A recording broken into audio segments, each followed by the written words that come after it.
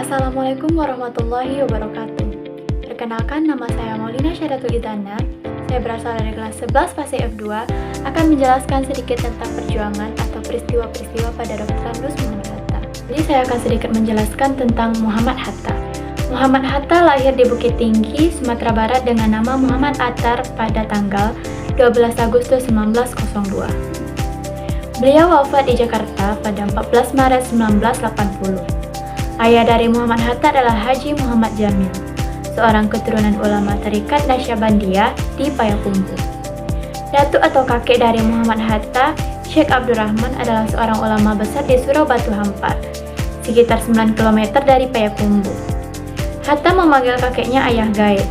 Ketika Hatta berumur 8 bulan, Muhammad Jamil wafat.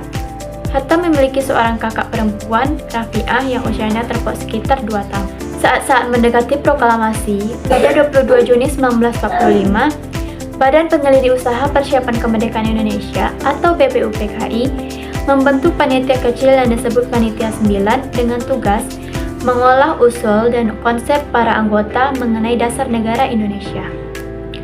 Panitia kecil itu beranggotakan 9 orang dan diketuai oleh Ir Soekarno. Anggota lainnya antara lain Bung Hatta, Muhammad Yamin, Ahmad Subarjo, A.A. Maramis, Abdul Qahar Muzakir, Wahid Hashim, Haji Agus Salim, dan Abikusno Djokro Sujoso.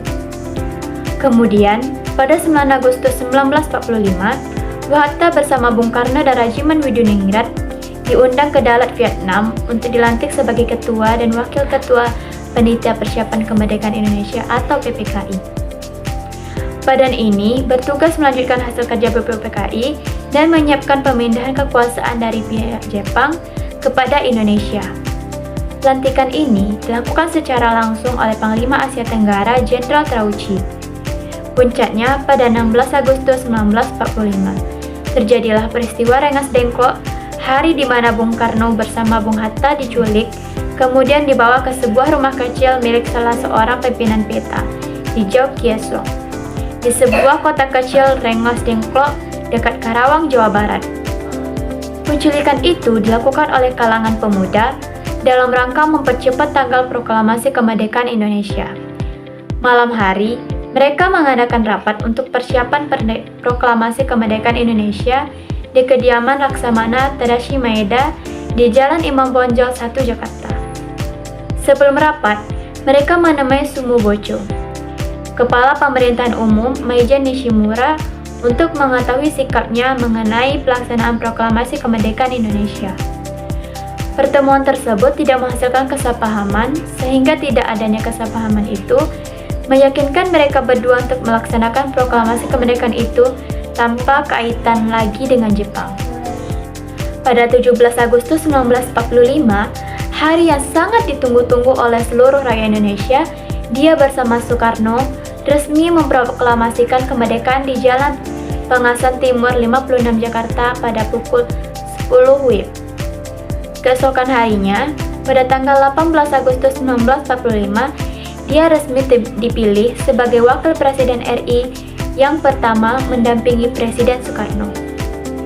Selama menjadi Wakil Presiden, Bung Hatta amat gigih, bahkan dengan nada sangat marah menyelamatkan Republik dengan mempertahankan naskah Linggarjati di sidang pleno KNIP di Malang yang diselenggarakan pada tanggal 25 Februari sampai 6 Maret 1947.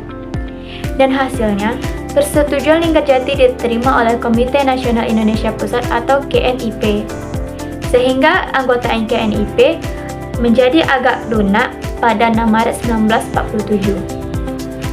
Pada saat terjadinya agresi militer Belanda I pada tanggal 21 Juli 1947, Hatta dapat meloloskan diri dari kepungan Belanda dan pada saat itu, dia masih berada di Pemang Siantar. Dia dengan selamat bersama dengan Gubernur Sumatera, Mr. T. Hasan, tiba di Bukit Tinggi. Sebelumnya, 12 Juli 1947, Hatta mengadakan Kongres Koperasi 1 di Tasikmalaya yang menetapkan tanggal 12 Juli sebagai Hari Koperasi di Indonesia. Kemudian, dalam Kongres Pemuda Koperasi 2 di Bandung, tanggal 12 Juli 1953, Hatta diangkat sebagai Bapak Koperasi Indonesia. Kemudian, Bung Hatta dengan kewibawaannya sebagai wakil presiden hendak memperjuangkan sampai berhasil perjanjian Renville dengan berakibat jatuhnya Kabinet Amir dan digantikannya oleh Kabinet Hatta. Pada era Kabinet Hatta yang dibentuk pada 29 Januari 1948, Bung Hatta menjadi Perdana Menteri dan merangkap jabatan sebagai Menteri Pertahanan. Suasana panas timbul waktu pemberontakan PKI Madiun dalam bulan September 1948. Bung Hatta bersama Bung Karno diangkut oleh tentara Belanda pada hari itu juga. Pada tahun yang sama, Bung Hatta bersama Bung Karno diasingkan ke Menumbing, Bangka.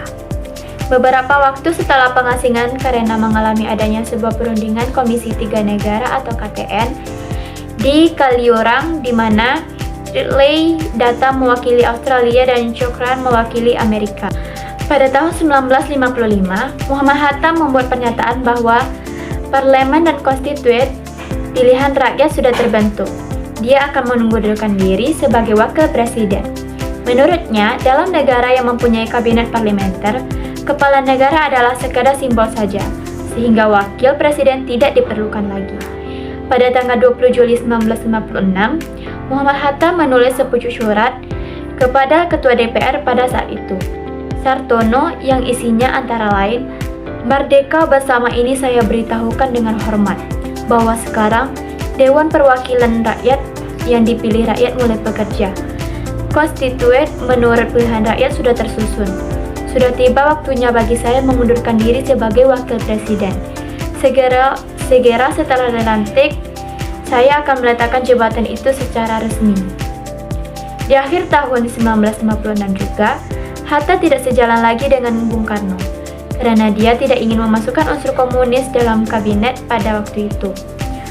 Sebelum ia mundur, ia mendapatkan gelar Dr. Honoris Causa dari Universitas Gadjah Mada, Yogyakarta.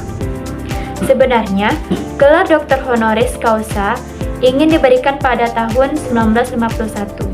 Namun, gelar tersebut baru diberikan pada 27 November 1956. Demikian pula, Universitas Indonesia pada tahun 1951 telah menyampaikan keinginan itu, tetapi Bung Hatta belum bersedia menerimanya.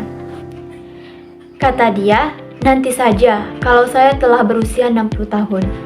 Baiklah, hanya itu yang dapat saya sampaikan. Apabila ada salah dan janggal atau kurang jelas dalam penyampaian materi tadi, saya mohon maaf. Saya akhiri dengan Assalamualaikum warahmatullahi wabarakatuh.